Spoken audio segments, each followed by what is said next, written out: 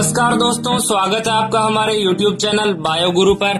आज का हमारा टॉपिक है आनुवांशिकी, जिसे अंग्रेजी में जेनेटिक्स कहते हैं। तो आज हम इस वीडियो में आनुवांशिकी के बारे में जानेंगे और आनुवांशिकी को समझाने के लिए जो सिद्धांत दिया गया था मेंडल द्वारा, मेंडलवाद, उसको भी जानेंगे। उससे पहले हम आनुवांशिकी के बारे में जान लेते हैं कि आनुवांशिकी क्या होती है। आनुवांशिकी जीव विज्ञान की एक शाखा है। जैसे मोर्फोलॉजी, एपीकल्चर और सेरिकल्चर होते हैं जिनमें अलग अलग जीवों का अध्ययन किया जाता है, उसी प्रकार आनुवांशिकी जीव विज्ञान की एक शाखा है। इसमें क्या किया जाता है, जो जनक से कुछ लक्षण, आनुवांशिक लक्षण संतति में संचरित होते हैं, उन लक्षणों का अध्ययन किया जाता है और उनमें कुछ वेरिएशंस आते हैं, यानी विभिन्नताएं आती हैं, उनका अध्ययन आनुवांशिकी में किया जाता है। तो आनुवांशिकी की परिभाषा क्या हो गई? जीव विज्ञान की वह शाखा जिसके अंतर्गत सजीवों के लक्षण की आनुवांशिकता व विभिन्नताओं का अध्ययन किया जाए। आनुवांशिक लक्षण कौन से होते हैं? जो जनक से संतति में संचरित होते हैं। जैसे कोई जनक हिरण है तो उसका बच्चा हिरण ही होगा, उसमें कुछ आनुवांशिक लक्षण होते हैं, आनुवांशिक गुण होते हैं, वो आनुवांशिक गुण संतति में संचरित होते हैं। तो उसका अध्ययन जीव विज्ञान की किस शाखा में किया जाता है? आनुवांशिकी शाखा में किया जाता है। और उनमें कुछ विभिन्नताएं भी उत्पन्न होती हैं, उन विभिन्नताओं का अध्ययन भी आनुवांशिकी में किया जाता है। अब इसमें आनुवांशिकी परिभाषा में दो शब्द आए हैं, आनुवांशिकी और आनुवांशिकता। तो जो आनुवांशिकी शब्द है, जेनेटिक्स, ये शब्द किसने दिया? बेटसन ने दिया 1905 में। जो आनुवांशिकी या फिर जेनेटिक्स शब्द है, ये ग्रीक भाषा के जीन शब्द से बना है। और जो आनुवांशिकता दूसरा शब्द है, आनुवांशिकता, ये शब्द किसने दिया? स्पेंसर ने 1863 में। तो आपको इन दोनों वैज्ञानिकों का नाम याद रखना है कि जो स्पेंसर था उसने आनुवांशिकता शब्द दिया और बेटसन ने आनुवांशिकी शब्द दिया। आनुवांशिकी या फिर जो लक्षण संचरित होते हैं, आनुवांशिक लक्षण संचरित होते हैं, उनको समझाने के लिए एक वैज्ञानिक थे, ग्रेगर जॉन मेंडल। उन्होंने मेंडलवाद सिद्धांत का प्रतिपादन किया। मेंडल का पूरा नाम ग्रेगर जॉन मेंडल। तो इन्होंने आनुवांशिकता के नियमों का प्रतिपादन किया, इसीलिए ग्रेगर जॉन मेंडल को आनुवांशिकता का जनक कहा जाता है। इन्होंने आनुवांशिकी की खोज किसमें की? मतलब जो लक्षणों की आनुवांशिकता का अध्ययन किस पर किया? मटर पर किया, और वो भी उद्यान मटर, जिसका वैज्ञानिक नाम पाइसम सेटाइवम है। इन्होंने उद्यान मटर पर ही क्यों किया? क्योंकि इनमें कुछ विशेषताएं थी, कुछ विशेषताएं थी। इसके कारण मेंडल ने मटर, जो उद्यान मटर है, उस पर ही आनुवांशिकी की खोज की। इसमें सबसे इम्पोर्टेंट तो जो 7 विपार्श्विक लक्षण, यानी 7 विपरीत लक्षण मटर के पौधे में थे, और इसके साथ ही जो मटर पौधा था, यानी उद्यान मटर है, ये अल्पकालिक होता है, यानी जो एक वर्ष में मटर, यानी उद्यान मटर की कई फसलें प्राप्त की जा सकती हैं, कई पीढ़ियां प्राप्त की जा सकती हैं। जब एक वर्ष में कई पीढ़ियां प्राप्त की जा सकेंगी तो उनका विश्लेषण करना आसान होगा।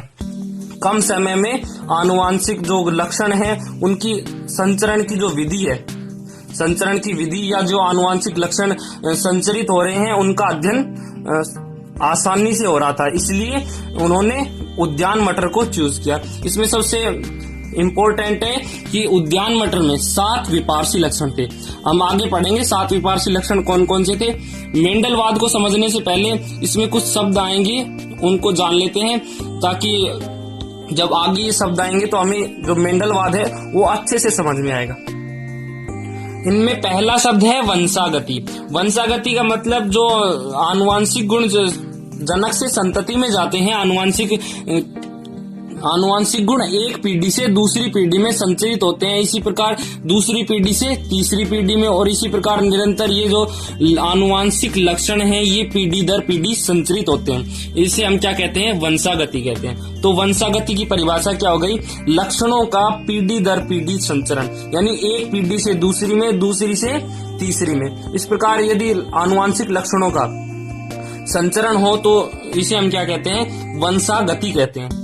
अगला शब्द है संकरण। नर और मादा के मध्य हुआ लैंगिक जनन संकरण कहलाता है। संकरण के द्वारा संततियां उत्पन्न होती हैं। अगला शब्द है विपुंसन। विपुंसन का मतलब होता है पुमंग रहित पुष्प। इसमें जो पुष्प होता है वो पुमंग रहित होता है। जब पुष्प कलिका अवस्था में या फिर अविकसित होता है, जिसमें जो पुमंग है वो विकसित नहीं होते हैं, यानी परागकण बाहर नहीं आते हैं, तो कलिका अवस्था में पुष्प की जो पुमंग है उनको हटा दिया जाता है और जो पुष्प होता है उसे थैली में बांध दिया जाता है। इसे हम क्या कहते हैं? विपुंसक कहते हैं और इस क्रिया को विपुंसन कहते हैं। तो विपुंसन का मतलब क्या होता है कि जो पुष्प होता है उसे पुमंग रहित कर दिया जाता है। इस क्रिया को विपुंसन कहते हैं। अगला शब्द है जीन। जीन डीएनए का एक भाग है। हमें पता है कि जो जीन होता है वही आनुवांशिक गुणों को निहित करता है, यानी आनुवांशिक गुण जीन में निहित होते हैं। जीन की परिभाषा क्या हो गई? डीएनए का वह भाग। डीएनए क्या होता है? आनुवांशिक गुणों को निहित करने वाला एक कारक होता है जो कोशिका में पाया जाता है, डीएनए और आरएनए। उनमें जो डीएनए होता है वो उसमें आनुवांशिक गुण निहित होते हैं। तो डीएनए का वह भाग जो लक्षणों को, आनुवांशिक लक्षणों को नियंत्रित करता हो, यानी जो सभी सजीव होते हैं उनकी बाह्य संरचना और आनुवांशिक जो गुण होते हैं वो किसके द्वारा नियंत्रित किए जाते हैं? जीन के द्वारा। जो मेंडल था, ग्रेगर जॉन मेंडल ने आनुवांशिकी की खोज की थी। उसने देखा कि डीएनए में कुछ ऐसा कारक है जो आनुवांशिक गुणों को नियंत्रित करता है। मेंडल ने जीन को कारक कहा। बाद में जोहानसन ने कारक को जीन कहा। जो आनुवांशिक गुणों को नियंत्रित करते हैं उन्हें जॉनसन ने जीन कहा और मेंडल ने कारक। अगला शब्द है युग्म विकल्पी।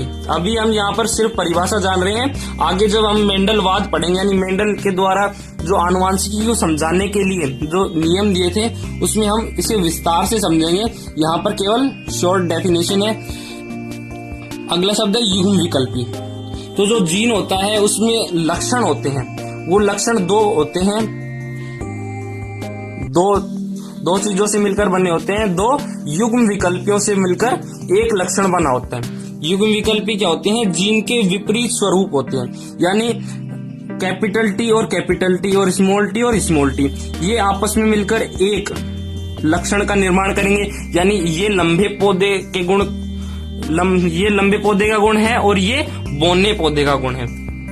तो इसमें जो दो कारक आपस में मिलकर एक लक्षण का निर्माण करते हैं, यानी लंबे पौधे का और छोटे पौधे का। तो इनमें से जो अलग अलग विपरीत स्वरूप होते हैं उन्हें हम क्या कहते हैं? युग्म विकल्पी कहते हैं। यानी एक लक्षण में दो युग्म विकल्पी पाए जाते हैं।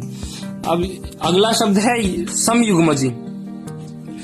अब ये युग्म विकल्पी किस किस प्रकार के हो सकते हैं? कैपिटल टी, स्मॉल टी और इस प्रकार भी हो सकते हैं कैपिटल टी और स्मॉल टी, इस प्रकार के भी हो सकते हैं। तो जो समयुग्मजी है इसमें क्या होता है? जो युग्म विकल्पी होते हैं, ये जो युग्म विकल्पी हैं, एक लक्षण में दो युग्म विकल्पी ये समान होते हैं, यानी ये दो समान हो। इसमें कैपिटल टी समान है, इसमें स्मॉल टी समान है, तो ये क्या होंगे?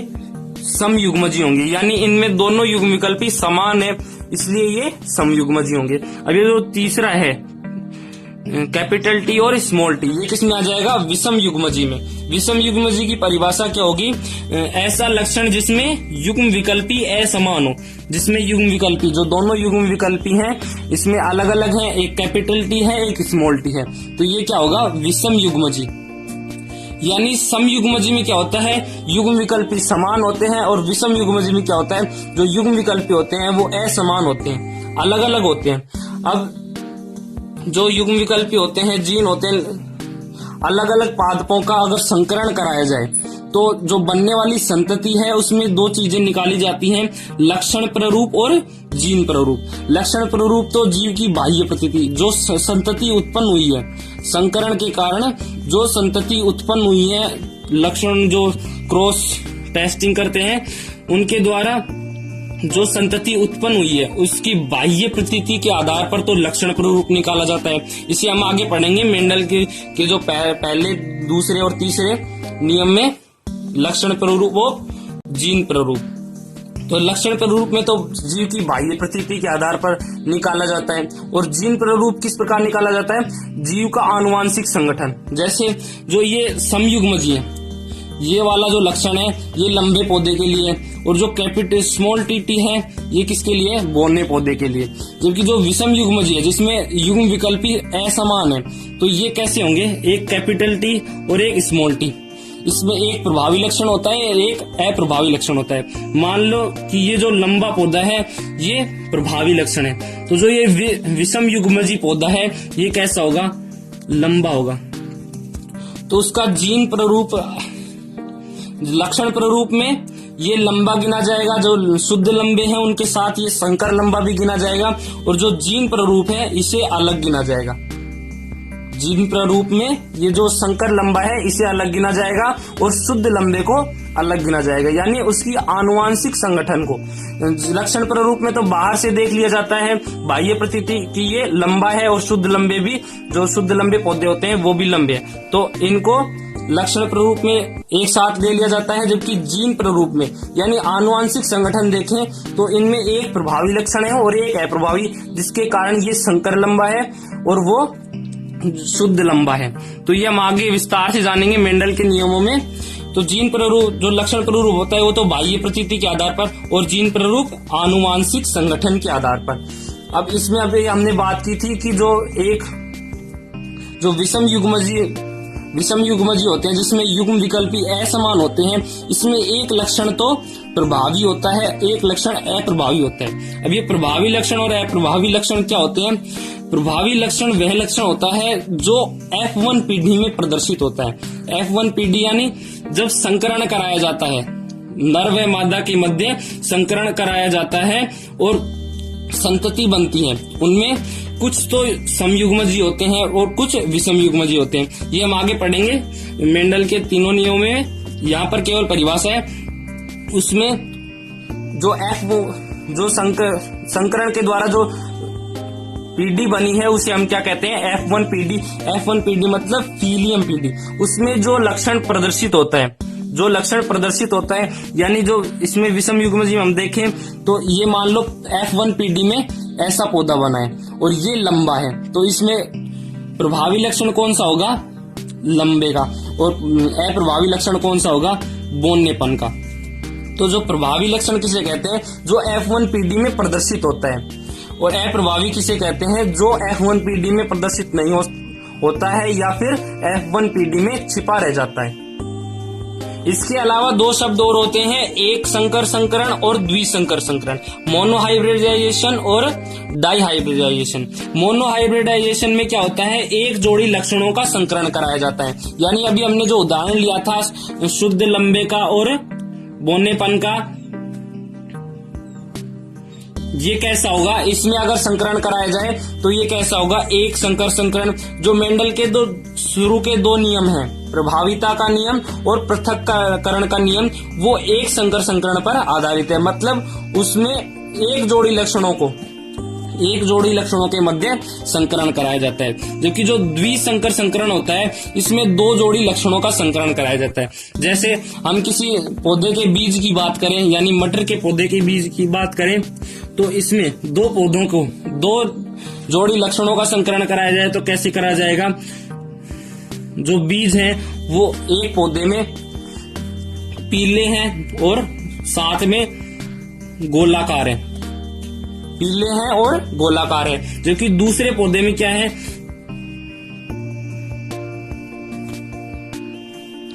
बीज गोलाकार हैं या बीज हरे हैं और झुर्रीदार हैं, गोल नहीं है। तो ये वाई किसको प्रदर्शित करता है? येलो, यानी पीले रंग। जो पहला जो पौधा है उसमें बीज कैसे रंग के हैं? पीले रंग के और राउंडेड यानी गोल हैं। जबकि दूसरे पौधे में क्या है?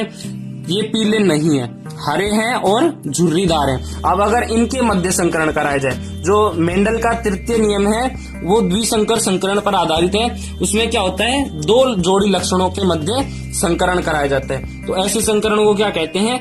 द्विसंकर संकरण। अभी शुरू में हमने जाना था कि जो मेंडल था उसने मटर के पौधों को क्यों ग्रहण किया या फिर उसे ही क्यों चूज किया था। उसमें हमने पढ़ा था कि जो मटर का पौधा है उसमें 7 विपार्श्विक लक्षण पाए जाते हैं, यानी 7 विपरीत लक्षण पाए जाते हैं। तो इसमें 7 लक्षण इस प्रकार है कि जो पौधा होता है, पौधे की ऊंचाई, एक पौधा लंबा होता है, एक पौधा बौना होता है। इसमें जो लंबा पौधा है वो प्रभावी होता है, यानी जब F1PD में यदि एक संकर संकरण कराया जाए तो F1PD में जो उत्पन्न संतति होगी उसमें लंबे कितने होंगे। यदि हम लक्षण प्ररूप की बात करें तो इस F1PD में लंबे कितने होंगे, 3 होंगे, और बौने कितने होंगे, 1 होंगे। तो इसमें प्रभावी लक्षण कौन सा है, लंबा, लंबापन जो है वो प्रभावी लक्षण है मटर के पौधे में। इसी प्रकार जो पुष्प की स्थिति होती है उसमें कक्षीय, यानी ये मटर का पौधा है, इसमें अगर कक्ष की तरफ जो फूल लगे यानी पुष्प लगे तो इस स्थिति को क्या कहते हैं, कक्षीय स्थिति। यानी मटर के पौधे में कक्षीय स्थिति तो प्रभावी है, जबकि अग्रस्त स्थिति यानी ऊपर ही ऊपर यदि पुष्प लगे तो वो कैसी है, अप्रभावी है। इसी में भी इसी प्रकार होगा। F1PD में जो कक्षीय पुष्प हैं उसके 3 पौधे प्राप्त होंगे, जबकि अग्रस्त जो पुष्प की स्थिति है उसके 1 पौधा प्राप्त होगा। अगला है परिपक्व फली की आकृति। जो प्रभावी लक्षण होता है मटर होता है उसमें 2 प्रकार की परिपक्व फली की आकृति होती है, एक तो फूली हुई, एक संकरणित। इसमें जो फूली हुई है वो प्रभावी लक्षण है और संकरणित अप्रभावी लक्षण है। अगला है अपरिपक्व फली का रंग। इसमें अपरिपक्व फली का रंग 2 प्रकार का होता है, हरा और पीला। इसमें से हरा जो है वो प्रभावी लक्षण है और जो पीला है वो अप्रभावी लक्षण है। यानी जब एक संकर संकरण कराया जाएगा तो F1PD में हरे रंग की फली वाले कितने पौधे प्राप्त होंगे, 3 पौधे प्राप्त होंगे, और पीले रंग की फली वाले 1 पौधे प्राप्त होंगे। इसी तरह मटर के जो पुष्प होता है उसके 2 रंग होते हैं, 2 प्रकार के पुष्प होते हैं, बैंगनी और सफेद। इसमें से जो बैंगनी रंग है वो प्रभावी लक्षण है, जबकि सफेद रंग है वो अप्रभावी लक्षण है। यानी बैंगनी रंग के F1PD में 3 पौधे प्राप्त होंगे और सफेद के 1।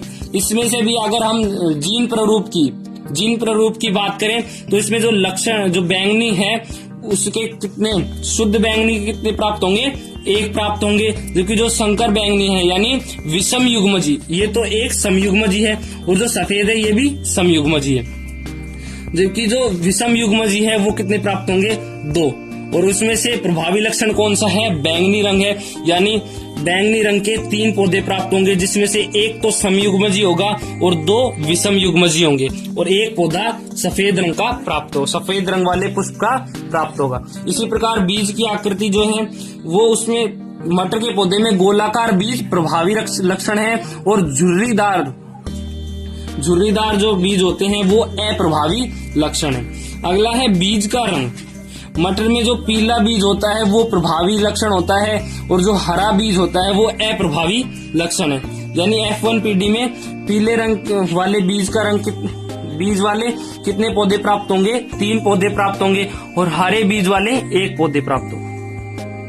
इस प्रकार जो मटर का पौधा होता है उसमें 7 विपार्श्विक लक्षण पाए जाते हैं। इसके 7 विपार्श्विक लक्षण पाए जाने के कारण मेंडल ने आनुवांशिकता की खोज मटर पौधे में की थी, उद्यान मटर में, जिसका वैज्ञानिक नाम क्या था, पाइसम सेटाइवम।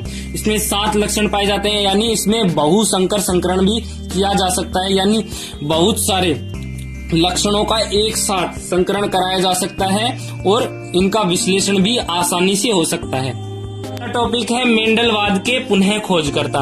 मेंडल ने अपने आनुवांशिकी के सिद्धांत प्रतिपादित किए, उन्हें ब्रून सोसाइटी ऑफ नेचुरल हिस्ट्री के सामने 1865 में प्रस्तुत किया। ब्रून सोसाइटी ऑफ नेचुरल हिस्ट्री के द्वारा उनके सिद्धांत को प्रमाणिकता नहीं मिल पाई, जिसके कारण 1900 में मेंडलवाद को पुनः खोजा गया। किनके द्वारा, ह्यूगो डिवरीज के द्वारा, कार्लेलोनियस और एसिक सेरमेक के द्वारा। ये कहाँ के थे, ह्यूगो डिवरीज हॉलैंड से, कार्ल कोरेंस जर्मनी के, और एसिक शेरमेक ऑस्ट्रिया के थे। इन्होंने मेंडलवाद को दोबारा से यानी आनुवांशिकता के जो लक्षण, आनुवांशिकता के सिद्धांत दोबारा से प्रस्तुत किए और ब्रून सोसाइटी ऑफ नेचुरल हिस्ट्री के सामने प्रस्तुत किए। तब ब्रून सोसाइटी ऑफ नेचुरल हिस्ट्री ने बताया कि ये जो मेंडलवाद यानी आनुवांशिकता के जो सिद्धांत है ये पहले ही 1865 में प्रतिपादित हो चुके हैं, लेकिन उनके सिद्धांतों को प्रामाणिकता नहीं मिली है। बाद में जब इन्होंने पुनः खोज की तो मेंडल को आनुवांशिकता के जनक के रूप में जाना जाने लगा और ह्यूगो डिवरीज, कॉरेंस और एसिक शेरमेक को मेंडलवाद के पुनः खोजकर्ता के रूप में जानने लगे।